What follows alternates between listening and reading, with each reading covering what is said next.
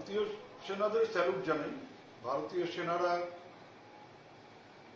9টা জঙ্গি ঘাঁটি চিহ্নিত করে যদি সেগুলো গুড়িয়ে দিয়ে থাকে, এর চাইতে আনন্দের আর কিছু হতে পারে না, এর চাইতে খুশির খবর আর কিছু হতে পারে না। তবে আমাদের পাশাপাশি দেখতে হবে যাতে পহেলগাঁওতে যেমন নিরীহ লোক মারা গেছে, যেখানেই হোক কোনো নিরীহ লোকের যেন প্রাণ না যায়, কোনো স্ত্রী যেন তার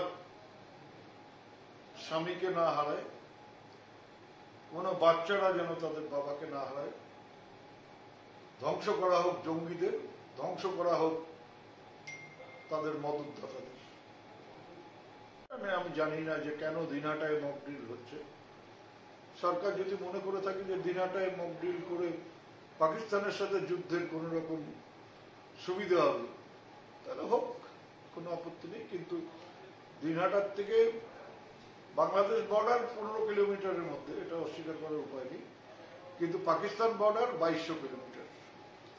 আর একটা কথা আমি বলবো যে আজকে সকাল থেকে দেখছি যে বিজেপির পক্ষ থেকে বিভিন্ন সোশ্যাল মিডিয়াতে কিছু ভিডিও ছাড়া হয়েছে, ভিডিও তারা পোস্ট করেছে।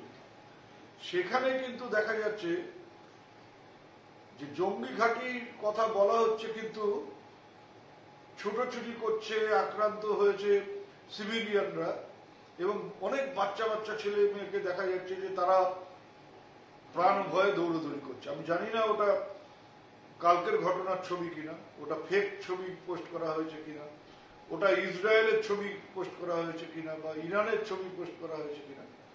যদি এটা কাশ্মীরের ছবি হয়ে থাকে, তাহলে আমার আবারও আবেদন, জঙ্গিদের কোমর ভেঙে দেওয়া হোক, জঙ্গি ঘাঁটি গুড়িয়ে দেওয়া হোক, তাদের মদতদাতাদের গুড়িয়ে দেওয়া হোক, মানে নিরীহ সিভিলিয়ানরা যেন কোনো মতেই আক্রান্ত না হয়, সেদিকে সবার লক্ষ্য রাখা।